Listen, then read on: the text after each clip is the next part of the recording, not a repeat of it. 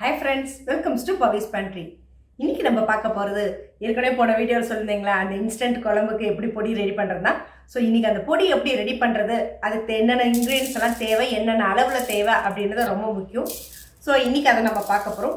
இல்லை உங்களுக்கு யாருக்காவது தேவைப்படுது என்னால் அரைக்க முடியலைங்க மேடம் எனக்கு அதுக்கெலாம் டைம் இல்லை நீங்கள் சேல் பண்ணுறீங்கன்னா சொல்லுங்கள் அப்படின்னாலும் கீழே வந்து கமெண்ட் பாக்ஸில் உங்களுக்கு உள்ள நேம் கான்டாக்ட் நம்பர் எவ்வளோ தேவை அப்படின்னு சொன்னீங்கன்னா அதையும் நான் வீட்டில் இருந்தே சுத்தமான முறையில் ப்ரிப்பேர் பண்ணி கொடுக்குறோம். ஸோ வாங்க வீடியோக்குள்ள போகலாம். இன்ஸ்டன்ட் பொடி மிக்ஸ் எப்படி ரெடி பண்ணுறது அப்படின்னு தான் இன்றைக்கி பார்க்க போகிறோம். இப்போ ஒரு பேன் வச்சு பேன் காஞ்சதுமே நம்ம எடுத்து வச்சுருந்த கடலைப்பருப்பு எல்லாத்தையுமே தனித்தனியாக வறுத்துக்கோங்க. அப்போ தான் வந்து டேஸ்ட் நல்லாயிருக்கும்.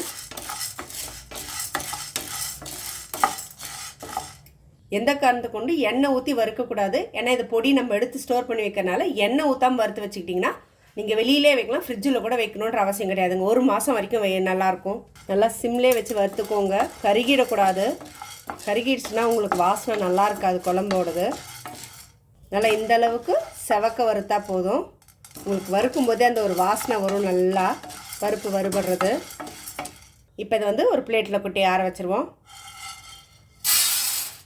இதில் எடுத்து வச்சுருந்த துவரம் பருப்பு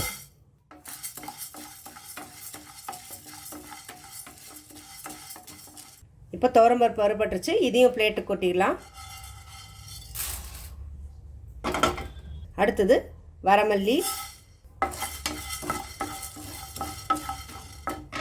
இது கூடவே எடுத்து வச்சுருந்த பெருங்காயம், மிளகு. இதை மட்டும் ஏன் சேர்த்து வறுக்கிறோன்னா இது வந்து உங்களுக்கு வந்து வறுக்கிறதுக்கு எல்லாம் ஒரே அளவில் தான் இருக்கும், சீக்கிரம் வறுத்தலாம். மற்றபடி முடிஞ்ச அளவுக்கு நீங்கள் தனித்தனியாக வறுக்கிறது ரொம்ப நல்லது. இப்போ பார்த்திங்கன்னா இந்த மல்லியோட வாசனை வர ஆரம்பிக்கும். இந்த ஸ்டேஜில் நம்ம வந்து எடுத்து வச்சுருக்கிற சீரகத்தை ஆட் பண்ணிடலாம். இல்லைனா சீரகம் கருகிருங்க. அதனால தான் நீங்கள் இதை பச்சையாக கூட அரைச்சி வைக்கலாம். ஆனால் என்னென்னா ஒரு மாதிரி ஸ்மெல் அடிக்க ஆரம்பிச்சிடும். வறுத்துட்டு அரைக்கும் போது ஒரு மாதம் ஆனாலுமே வந்து நல்லாவே இருக்கும். அந்த ஒரு வண்டு வைக்குது அப்படின்வாங்களே அந்த மாதிரிலாம் இருக்காது. சீரகம் பொரியுது. ஒரு 2 நிமிஷம் கைவிடாமல் கலருங்க, அது ரொம்ப முக்கியம். ஓகே, இப்போ இதை வந்து மாற்றிடுவோம். நான் வரமிளகா, காஷ்மீர் மிளகா ரெண்டுமே சேர்த்துருக்கேன். இதை நீங்கள் இல்லாமல் கூட அரைச்சி வைக்கலாம். பட் இது இருந்துச்சு அப்படின்னா நீங்கள் அப்படியே எடுத்து வந்து குழம்புல போட்டுக்கலாம். ஏன்னா குழம்புலையும் காரம் இருக்கும். அதுக்கேற்ற மாதிரி பார்த்து நம்ம ஆட் பண்ணிக்கலாம். நீங்கள் எந்த வத்த குழம்பு காரக்குழம்பு எது வைக்கிறதா இருந்தாலும் ஜஸ்ட் 1 ஸ்பூன் மட்டும் எடுத்து நீங்கள் போட்டுட்டிங்கன்னா இன்ஸ்டண்ட்டாக குழம்பு ரெடி ஆகிடுங்க. இது ஏன்னா குழம்புலையும் நம்ம தனியாக வந்து மிளகாத்தூள் சேர்ப்போம். அதனால் வந்து ரொம்ப காரம் ஆயிடுச்சுன்னா சாப்பிட முடியாது. இப்போ இதையும் வந்து மாற்றிடுவோம்.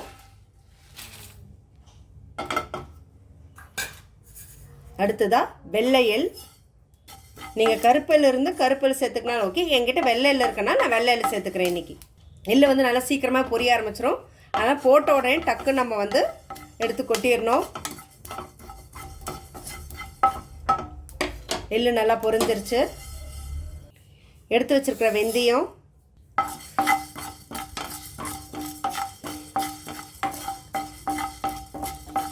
இது கூடவே எடுத்து வச்ச பச்சரிசி. ஏன் அரிசி வந்து ஃபஸ்ட்டே போடலன்னா அரிசி வந்து சீக்கிரமாக வந்து பொரிஞ்சிரும். அது ஏன் மெயினாக இதுக்கு அரிசி ஆட் பண்ணுறோன்னா உங்களுக்கு நீங்கள் தண்ணியாக எவ்வளோ தண்ணியாக வச்சாலுமே திக்னஸ் நல்லா கொடுக்குங்க. அதுக்காக தான் வந்து அரிசி சேர்க்குறது.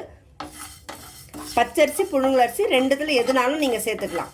ஆனால் கம்பல்சரி அரிசி இருந்தால் தான் உங்களுக்கு அந்த டேஸ்ட்டும் திக்னஸும் நல்லா கொடுக்கும். பாருங்கள், போட்ட உடனே வந்து பொரிஞ்சிருச்சு. ஸோ ஸ்டவ் ஆஃப் பண்ணிவிடுங்க. அந்த ஹீட்டே போதும். வச்சுருக்கிற எல்லாத்தையுமே நல்லா ஆறணும். ஆறுனதுக்கப்புறமா பொடி பண்ணிக்கோங்க. நீங்கள் சூட்டோடவே அரைச்சிங்கன்னா நீங்கள் பாக்ஸில் எல்லாம் போட்டு மூடி வச்சிங்கன்னா அந்த சூட்டுக்கு வந்து ஆவி அடித்து ஒரு மாதிரி வந்து ஈரப்பதம் சேர்ந்துடும், சீக்கிரமாக வண்டு வச்சிரும். அதனால் நல்லா ஆறணும். ஆறுனதுக்கப்புறம் மிக்சியில் போட்டு நல்லா ஃபைன் பவுடராக அரைச்சி எடுத்துக்கோங்க. ஜலிச்சு கூட நீங்கள் அரைச்சி எடுத்து வச்சுக்கிறது ரொம்பவே நல்லது. இது ஆறட்டும். நம்ம வறுத்தது எல்லாத்தையும் நல்லா பவுடராக அரைச்சிட்டோம். இப்படி எடுத்து கையில் பார்த்திங்கன்னா நல்லா பவுடராக இருக்குங்க. ஏன் அவ்வளோ ஃபைன் பவுடராக அரைக்க சொல்கிறேன்னா அப்போ தான் நீங்கள் வந்து கரைச்சி விட்டு ஊற்றுனா உடனே திக்னஸ் கொடுக்கும். இல்லை நீங்கள் அப்படியே குழம்புல போட்டிங்கனாலும் திக்னஸ் கொடுக்கும். இல்லை கொரகொரப்பாக இருந்துச்சுனாக்கா உங்களுக்கு அந்த சாப்பிடும் போதே ஒரு திக்னஸ் இல்லாமல் நல்லாவும் இருக்காது. இப்போ இதை வந்து ஒரு ஏர்டைட் கண்டெய்னருக்கு ட்ரான்ஸ்ஃபர் பண்ணிக்கலாம். இதை அரைச்சது ஒரு 10 நிமிஷம் ஆற விடுங்க. ஏன்னா மிக்சியில் போட்டு அரைக்கிறப்ப அந்த சூடு இருக்கும் இல்லைங்களா, அதனால் ஒரு 10 நிமிஷம் ஆற விட்டுட்டு போடுங்க. எல்லாம் மறுபடியும் அந்த ஈரம் சேர்ந்துருச்சு அப்படின்னா கட்டிடும், சீக்கிரமாக கெட்டுடும். ஏன்னா எப்படி இருந்தது இன்ஸ்டன்ட் பொடி ரெடி பண்ணுறதுக்கு? ரொம்ப பெரிய ப்ராசஸ் இல்லைங்க. அளவுகள் தான் அது ரொம்ப முக்கியமான விஷயம். ஸோ எது என்னென்ன அளவில் போடணும் அப்படின்ட்டு தான். ஸோ உங்களுக்கு வேணும் அப்படின்னா நீங்கள் கீழே கமெண்ட் பாக்ஸில் உங்களோட விருப்பத்தை நீங்கள் கொடுக்கலாம். இதையும் தாண்டி இன்ஸ்டன்ட் சாம்பார் மிக்ஸ் இருக்குது, மிளகாத்தூள் இருக்குது, மஞ்சத்தூள் இருக்குது, புளியோதரை பொடி இருக்குது. எல்லாமே வீட்டிலே ஓனராக செஞ்சு கொடுக்குறோம். ஏன்னா கடையில் நிறைய இருக்கும், பட் எல்லாமே அந்த ப்ரிசர்வேட்டிவ் போட்டு கெடாமல் இருக்கிறதுக்கு கெமிக்கல்ஸ் ஆட் பண்ணுவாங்க. இது எந்த கெமிக்கல்ஸ் இல்லாமல் வீட்டிலே ஃப்ரெஷ்ஷான மெத்தட் தாங்க செஞ்சு கொடுக்குறோம். உங்களுக்கு விருப்பப்படுறவங்க கீழே கமெண்ட் பாக்ஸில் உங்களுக்கு என்ன பொடி வேணும்னு சொன்னீங்கன்னா நாங்கள் ரெடி பண்ணி கொடுக்குறோங்க. ஸோ உங்களுக்கு இதை பற்றின அடுத்தடுத்த அப்டேட்ஸ்க்கு என்னோட சேனலை சப்ஸ்கிரைப் பண்ணிக்கோங்க. பக்கத்தில் இருக்க பெல் ஐக்கானம் கிளிக் பண்ணிக்கோங்க, நோட்டிஃபிகேஷன் மிஸ் பண்ணாமல் இருக்கிறதுக்கு.